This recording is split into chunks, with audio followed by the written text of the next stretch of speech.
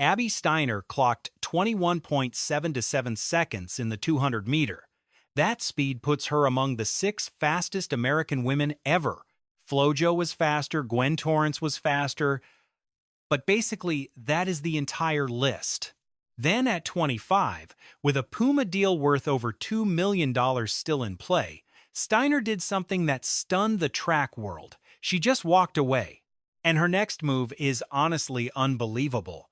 Abby Steiner was never really supposed to be here. She grew up in Dublin, Ohio playing soccer. Not sprinting, not dreaming of world records, just soccer. Track only started in 8th grade. No elite family, no celebrity coach. Just a kid from Ohio who happened to be lightning fast. By the time she finished high school, she had 14 individual state titles and 4 state records. Even then, she was not a national icon. She was good, but not Sha'Carri good. Just quietly, consistently great. She went to the University of Kentucky for both soccer and track. That double life did not last long. After starting 19 games in a single soccer season, Steiner made a choice that changed her life forever. She quit soccer and bet everything on sprinting. That decision unlocked potential that nobody saw coming. In 2022, Steiner did not just have a season. She absolutely destroyed the history books. At the NCAA indoors, she set a national record at 22.029 seconds. Then outdoors, she hit 21.820, another collegiate record. It was one of the fastest times any American woman has ever run. She raced 57 times that year. 57. Keep that number in mind. Then she hit the U.S. Championships and ran 21.7 to become the national champion. That clocking put her in a room with only legends. Florence Griffith Joyner, Gwen Torrence, and a few others. The fastest American sprinters to ever lace up spikes. Puma signed her for over $2 million. Major Olympic sponsors started calling her phone. Media outlets labeled her the future of U.S. track. At the 2022 World Championships, she took 5th place. It was not a medal, but it was a message. Then she clocked a 9.8-6 split in the relay, the fastest leg of the whole race. Team USA took gold. 2 days later, she won another gold in the 4x400. At 22, she had 2 world titles. The world finally knew her name. August 2023. Steiner had surgery on her left foot for Haglund's deformity. It was a bone spur hitting her Achilles. For sprinters, that tendon is life. It is the spring that generates that explosive power. 1 month later, she had the exact same surgery on her right foot. Back-to-back operations. Yet, she still fought back. She showed up at the 2024 Olympic trials, fighting for Paris. In the semis, she ran 22.3-0, her seasonal best. It looked like she might make it. Then the final started. The weight of 2 surgeries and missing training hit her at the worst time. She faded in the final stretch. She took 6th. 3rd place was 21.9-1, the fastest qualifying time ever needed for the team. Her time would have made every Olympic squad since 2000, just not this time. Her post-race interview was devastating, she cried. She admitted she was running through agony in both feet and needed another surgery. She went back under the knife. 3rd time, recovering again. While healing from her 3rd foot surgery in 2025, Abby Steiner studied for and passed the NSCA exam. That is the National Strength and Conditioning Association's elite certification for strength and conditioning specialists. This is no basic online test. Top coaches spend months prepping for this. It takes a deep understanding of biomechanics and high-level human performance. Steiner passed it while stuck on a couch. Then she applied to the Master of Science program at South Carolina for exercise science, and she got in. On August 20th, 2025, she posted to Instagram. It was not about a comeback, it was different. 2025 meant a 3rd surgery, passing the national strength exam, and getting into South Carolina's master's program for exercise science. She is stepping back from professional track to let her body heal while she pursues other high-level passions. That is the crazy part. Most stars in her shoes either grind through agony to stay relevant or just quietly fade away. Abby Steiner spent her recovery earning a pro cert and getting into a prestigious master's program. Then she dropped 3 words that really matter, for the time being. That door isn't closed. The U.S. women's 200-meter final was supposed to be a 3-way battle between Gabby, Sha'Carri, and Abby. Coach Rob, a top track analyst on YouTube, put it bluntly: a healthy Abby Steiner in the 200 is a lock for Team USA. No maybes about it. Her 21.77 still ranks among the 5 fastest American women in history. But there's a darker side here. She ran 57 races in 2022. 57. That number isn't just a stat. That kind of workload in the NCAA system destroys athletes. It broke her. The college grind, fueled by titles, pushed Abby to a level her body just couldn't handle. 3 surgeries in 2 years wasn't just bad luck. It was a system demanding too much, too soon, from a young woman whose body was still developing. Is Abby Steiner done with track forever? She says, for the time being. She never said goodbye. Nor did she retire. She needs time to heal up while she chases other big passions. She was already accepted into Kentucky's physical therapy program, but put it off for her pro career. Now she is at South Carolina for her master's, certified as a strength specialist, and still recovering from foot surgery. Trayvon Bromell lost nearly 2 full seasons to some serious injuries. He returned and almost made the Olympics. The comeback is real. It's happened before. Abby is only 25. Her record 21.77 doesn't expire. That raw talent isn't going anywhere. The only question is if her feet will let her run again. The track world is waiting. If she returns healthy, those women who took her Team USA spots better train a lot harder, stepping back, getting certified, enrolling in grad school, and healing on her own terms. This says everything about who Abby Steiner really is. She was never just a sprinter. She was building something much bigger. Right now, that is the most wild and impressive story in American track and field. In June 2025, Julian Alfred clocked 21.71 in London against a headwind. She clearly slowed down before the tape, yet still ran the 9th fastest 200 ever. She went into Tokyo as the world's fastest woman. Nobody else was even close all year. But what went down in Tokyo was totally unexpected, and it changed the 200 forever. One summer night in London, Alfred exploded off the curve with unmatched power. She hit the straight and just pulled away. With 10 meters left, she eased off, stopped pushing, and cruised home in 21.71. That time ranks 9th on the all-time list for the 200. But numbers don't tell the whole story. She ran that into a negative 0.6 meter per second headwind. Headwinds kill speed, which means her actual pace was even more terrifying than the clock suggested. Her partner, Dina Asher-Smith, the 2019 world champ, clocked 22.25 in that same race. Alfred beat her by over half a second. She made a world champion look like she was stuck in second gear. At the Paris 2024 Olympics, just 11 months prior, Alfred ran 22.08 to take silver behind Gabby Thomas. Experts blamed fatigue from running both the 100 and 200 for slowing her down mid-curve. But the version of Alfred that appeared in London 2025 was totally different.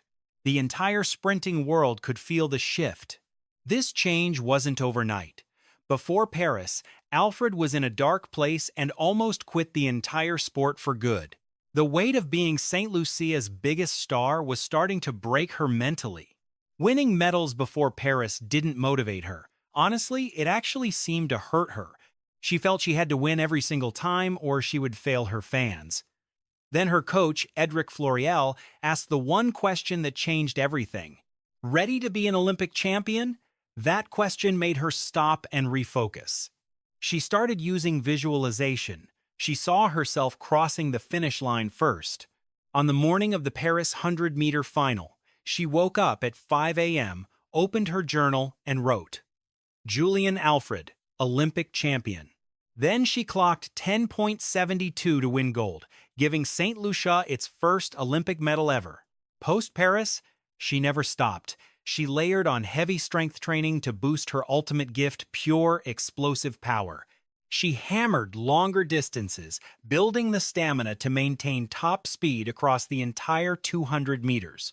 That slingshot off the curve where races are won or lost turned into her deadliest weapon. By 2025, she was untouchable, taking gold in every 200-meter event she entered, going 3 for 3. She even shattered the Stockholm meet record, clocking 10.75 seconds. She dropped only 100-meter race all season. Even after injuries sidelined her in August, she stormed back to win the Zurich Diamond League final with a blistering 10.76. Her coach admitted they were only at 80% intensity before hitting Tokyo. She had not even reached her peak. Think about that 21.71 in London against a headwind and slowing down early. That was not her limit. Tokyo was where she was meant to prove it. Alfred landed in Tokyo, owning the world's fastest 200-meter time of 2025. That 21.71 created a massive gap between her and the competition. Gabby Thomas, her rival from Paris, had already withdrawn because of a painful Achilles injury. The path to gold was wide open. But then, warming up for the 100-meter final, her hamstring tightened. She felt the snap. She knew the danger immediately. Still, she stepped into the blocks. Finishing third for the bronze medal in that 100 meters was nothing short of a miracle. But this was Julian Alfred. This is the woman who manifests gold in her journal before every race. For her, a bronze medal was never part of the script. Post-race, she was brutally honest. Once that adrenaline finally faded, the real pain started to settle deep in the muscle.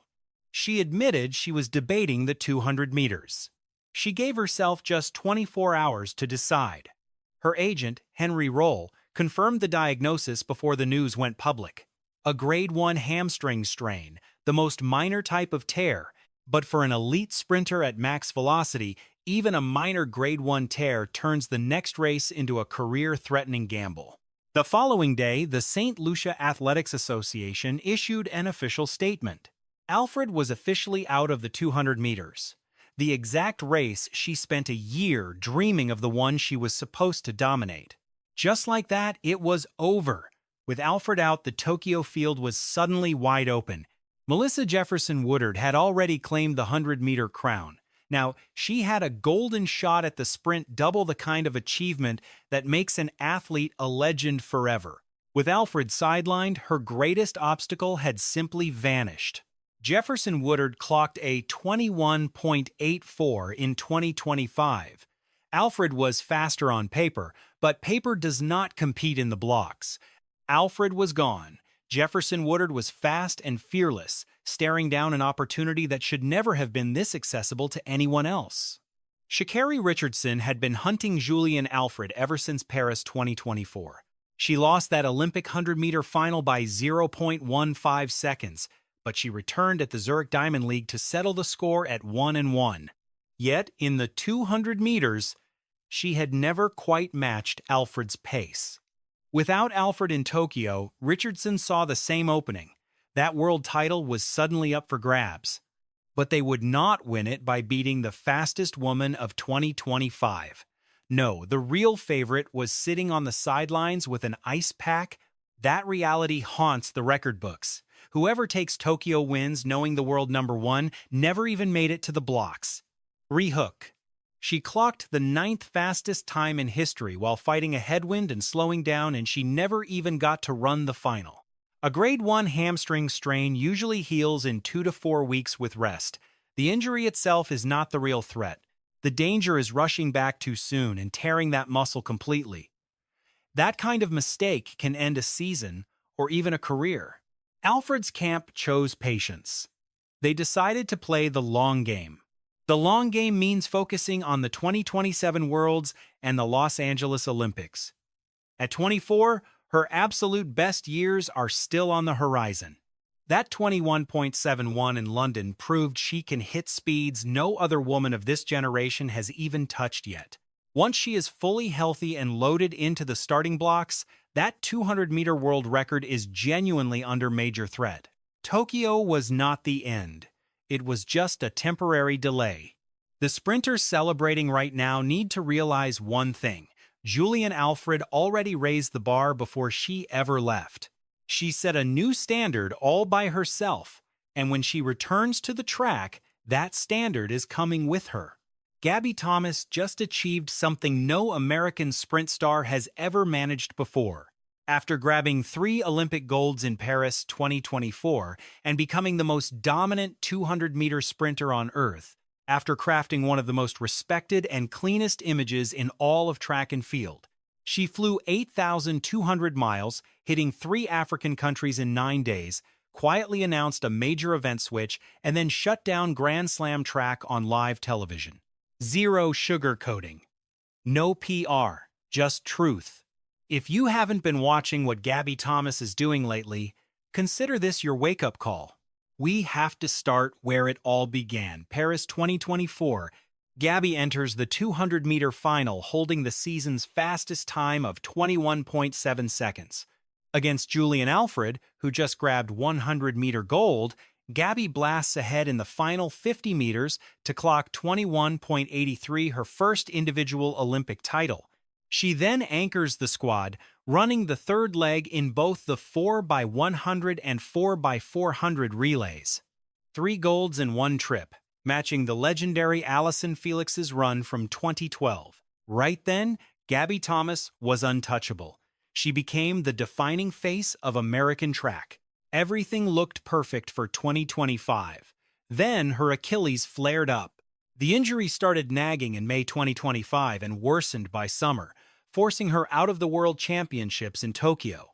It was the biggest meet on her calendar. Usually, that's when a star athlete enters total protection mode. You go home. You stay safe. You focus on a quiet recovery. That's the standard playbook for an injured American sprinter. Gabby Thomas decided to set that playbook on fire. On April 7th, she dropped 3 dates, April 18th in Ethiopia for the Addis Ababa Grand Prix, April 24th in Kenya, then Botswana 2 days later. 3 nations, 3 races in just 9 days. Addis Ababa is 7,500 feet high. Nairobi sits at 5,500 feet. For a sprinter used to short bursts, this level of altitude and brutal international travel flies in the face of everything experts say about recovery. Nobody does this. Before anyone could even question if she was healthy enough, she showed up at the Texas Relays and ran 11 seconds flat in cold, wet conditions, matching her personal best. Message received. But the story was about to get even crazier. While working on her comeback, Gabby went on a small podcast and said something that stunned the entire track world. She's officially moving her focus to the 400 meters for 2026 and beyond. This isn't a side project, it's the main goal. She was honest, saying that constant max speed sprinting eventually breaks the body. She wants longevity. Mentally and physically, she is actually having fun training for the quarter mile. And here stats back it up. She already clocked 49.14 seconds in Jamaica back in 2025, which instantly ranked her among the top 25 fastest women to ever run the event.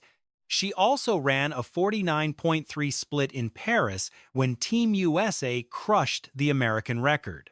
A 49.6 in 2023 proved the potential was very real, not a guess. The talent is there. Experts think she can drop into the mid-48s once she focuses on the 400 full-time. That isn't podium ready yet when you look at the current stars. Sydney McLaughlin, Lavrone, and Marilady Paulino are already hitting those 47 and 48-second marks. But it puts Gabby in the mix, and she isn't aiming for 2026. The goal is LA 2028. She is playing a long game that's smarter than anyone realized. Let's talk about Grand Slam track, because her response was the most honest thing we've heard from a pro athlete in years. They asked her directly if she'd compete in Grand Slam track if it ever returned. She said no. No fluff, no hesitation. Even though she liked the general concept, getting the best athletes together often is exactly what track and field needs. But she is done with Grand Slam. She is committed to Atlas now, and her reasoning is obvious when you see the fallout. Grand Slam track scrapped their final Los Angeles meet in June 2025. By year's end, they went bankrupt, owing massive amounts to athletes, staff, and various vendors. These money issues allegedly started before 2024 and were kept secret from Michael Johnson and the other founders. The trust is broken. Without the athletes' trust, you don't have a league. This is the full story on Gabby Thomas. She isn't in a crisis, she isn't spiraling, she's in control.